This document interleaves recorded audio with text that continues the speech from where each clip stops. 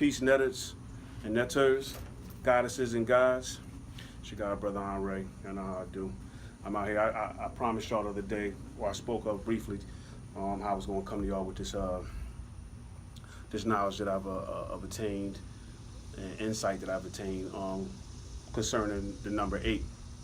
So before I go into it, I want to show y'all something real fast. Y'all take a look at this, because that's very symbolic.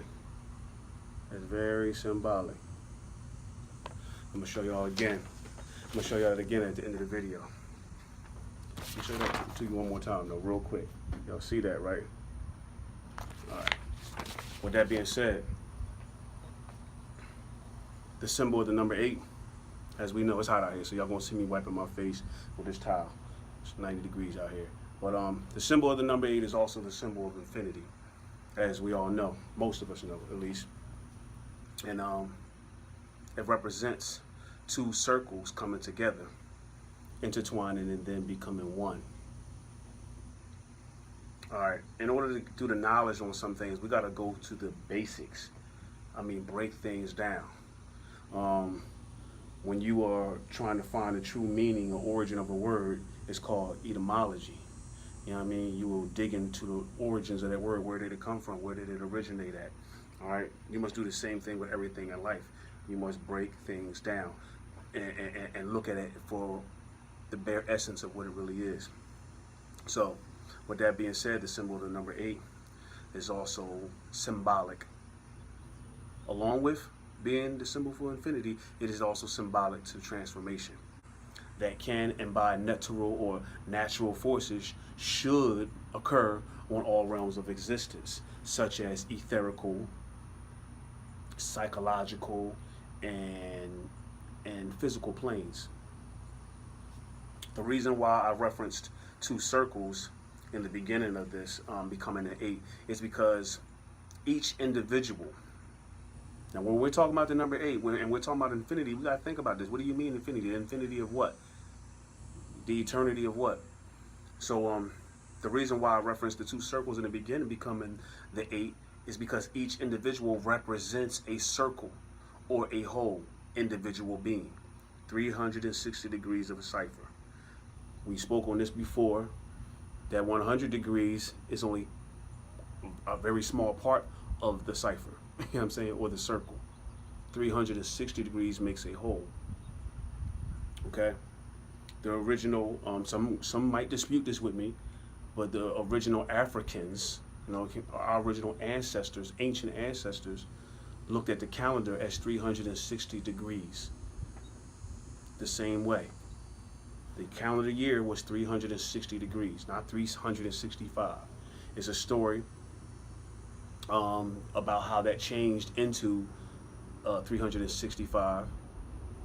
All right, but that's a whole nother story right there. And I'm gonna get with the artist Matu to build with y'all on that one day. I'm gonna do a live video on that. But the symbol of the number 8 is symbolic transformation. All right, so by natural forces or natural forces, you know what I mean, this transformation should occur on all realms of existence, etherical, psychological, and the physical planes. Okay.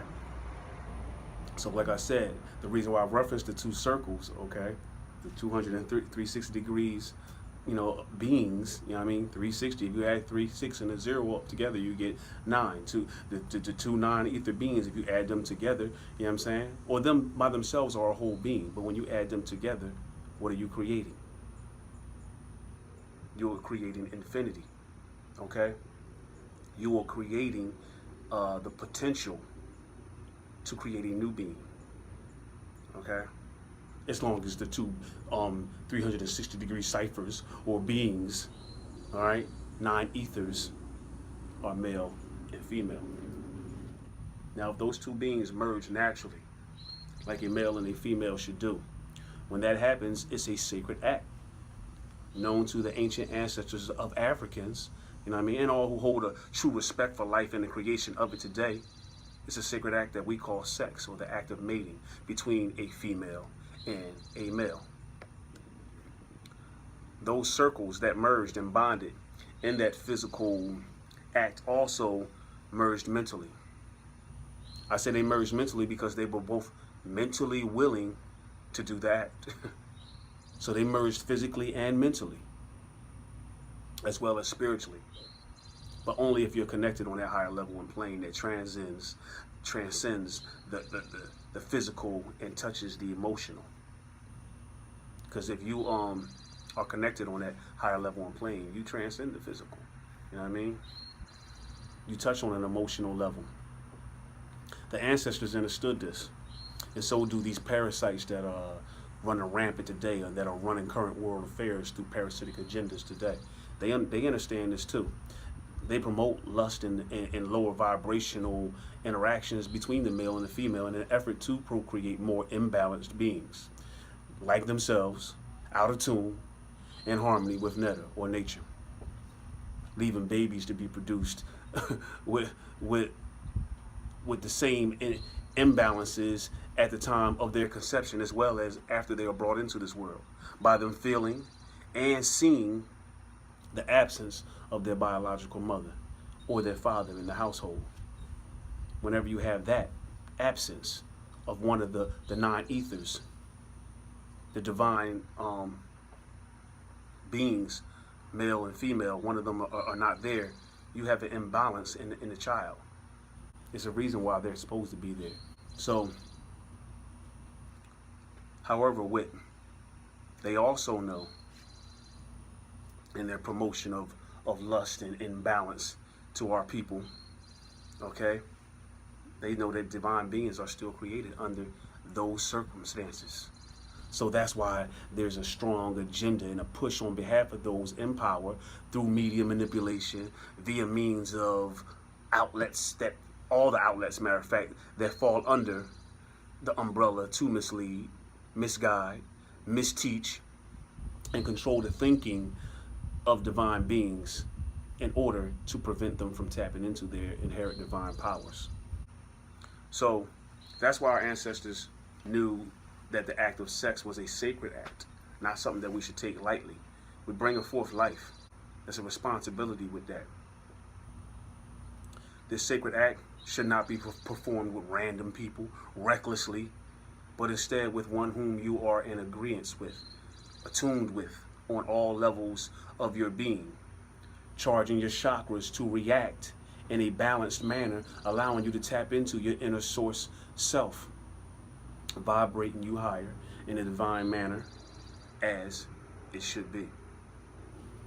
That's why, if you have noticed, if you are in love with somebody,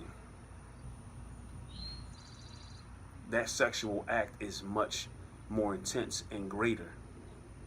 You get much more fulfillment out of it internally than you get with somebody with whom you're not in love with, that you just went on some old lustcapade, okay?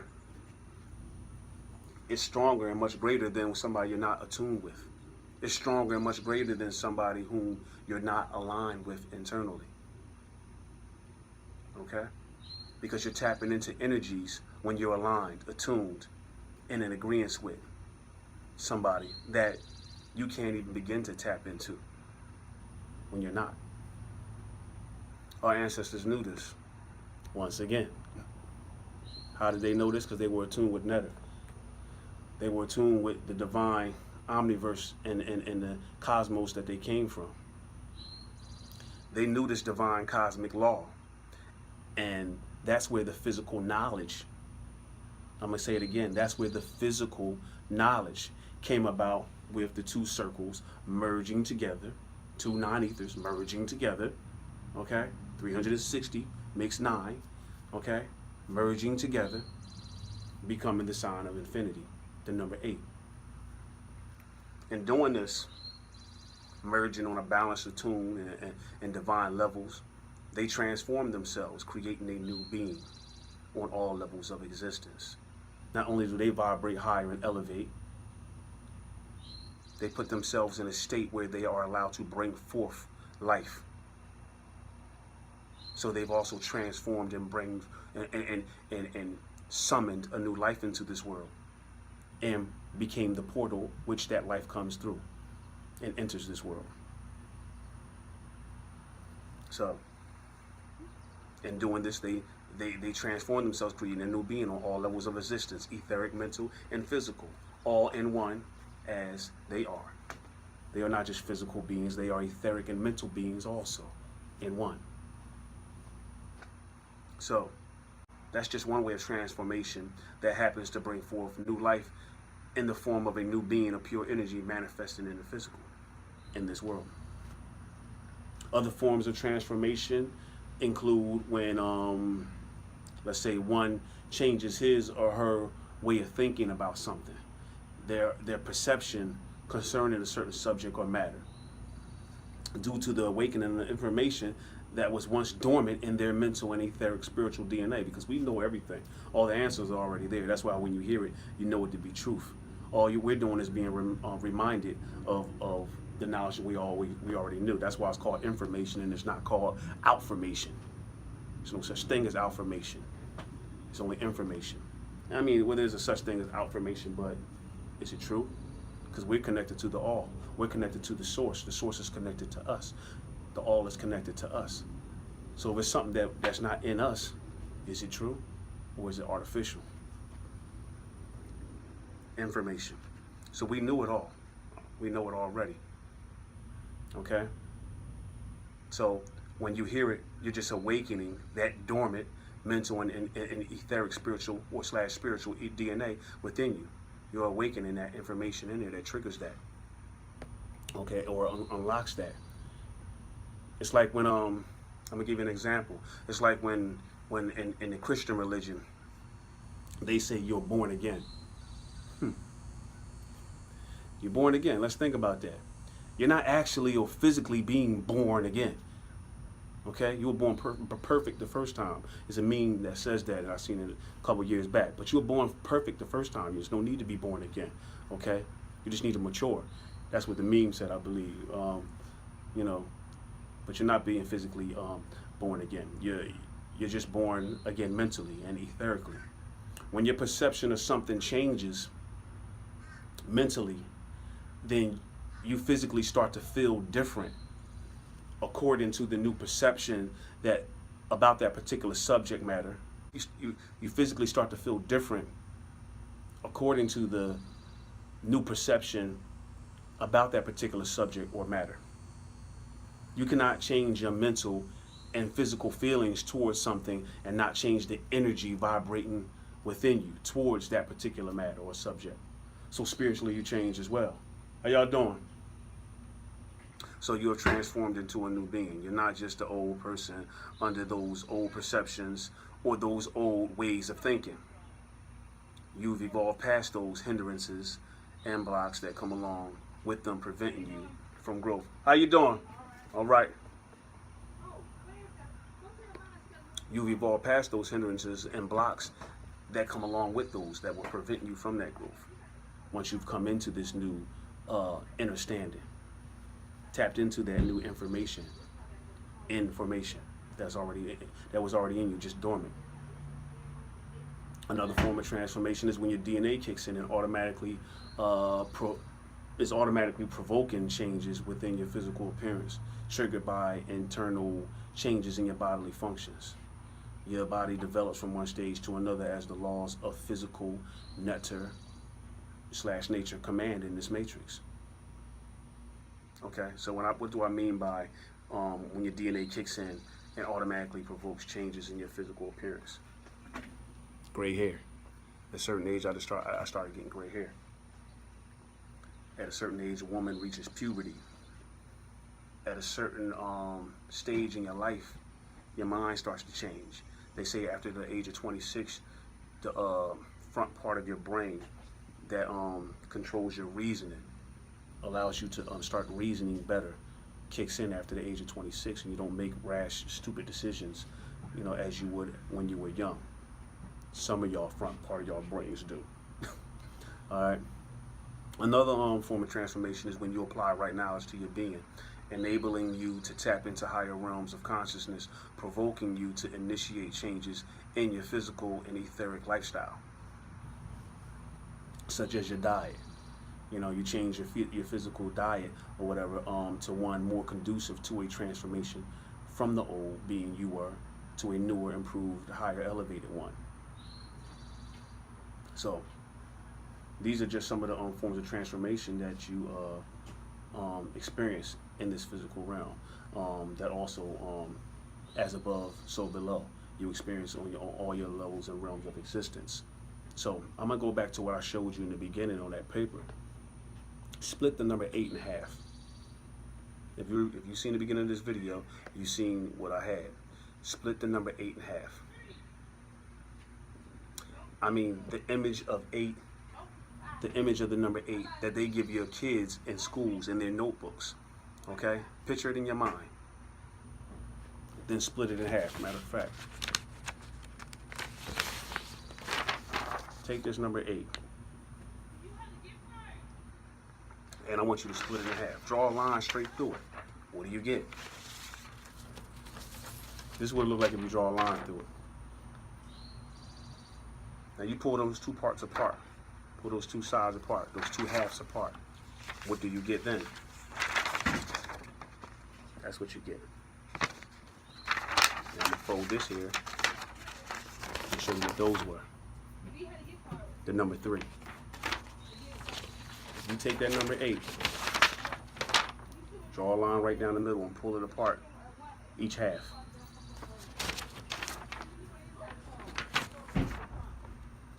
You get the number 3, flipped over on each side.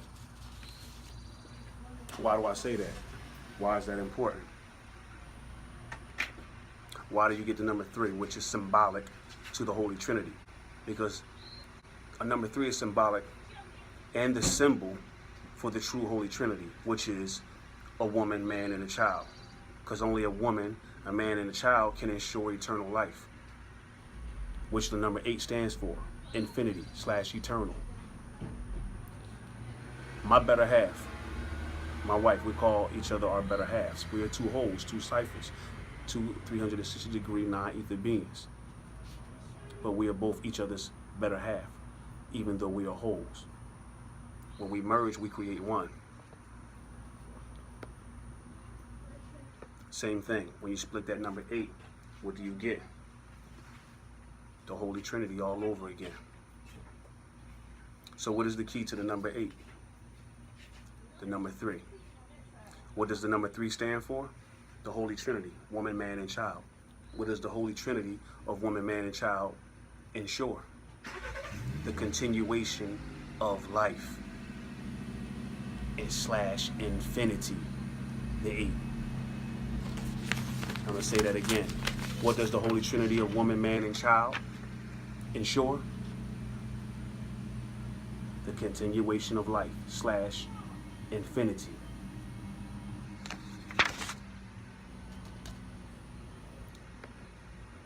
What was the purpose of me breaking down this number 8 to you and giving you that knowledge that I just did? The purpose and the reason is because there are forces out here that are trying to promote anything else but the traditional family unit. They want 2 women to be together. They're promoting 2 men to be together. They're promoting anything but that which is conducive to the continuation of life. They're trying to create an artificial world and an artificial reality on all levels and realms of existence, even with us. They're cloning us. They're making androids of us. You name it. The stuff you're watching in these science fiction movies is true. Okay? They're doing it on some level or have done it or are trying or have tried it. And a lot of times it's in effect right now. They just introduce it to you as science fiction, and slowly but surely you see it starting to come about. So, do the math, do the knowledge, look deeper. Don't just look in between the lines, look through the lines. Look at the bare basics of everything. Look at the basics. Look at it for what it flat out really is. See past the illusion. There are secrets even in the symbols that we use. There are secret sciences in the symbols that we must know. Having this information allows you to be able to better combat that which is at war with your very existence. These keys, these secrets, these sciences are yours for a reason, and they're being hidden from you for a reason as well. It's a war going on against everything that's natural, organic, and real in life. Don't you fall a victim to media manipulation, false teachings, and misdirection, and be on the wrong side of this war. It's your God, Brother Henri, 360 degrees of wholeness, balance, perfection, and power. Peace.